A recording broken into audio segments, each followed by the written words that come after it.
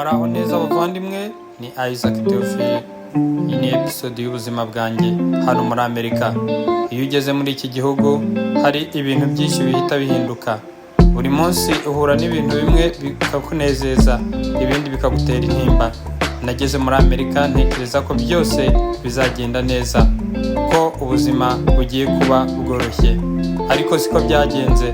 Aho niho natangiye kubona ko ukuri nyakuri ku buzima bwo muri USA.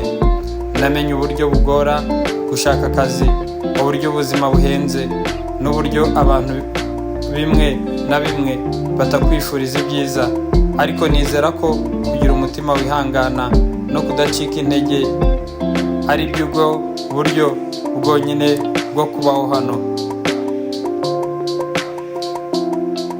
Uyu munsi ndababwira nk'umuvandimwe w'ukuri kugira ngo namwe mudacika intege.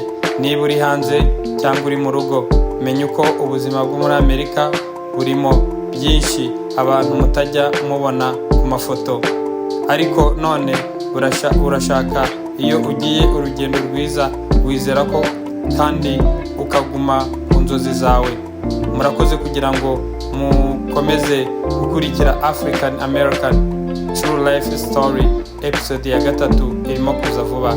Murakoze munkore subscribe kandi mumfollowing kuri channel zanjye zose.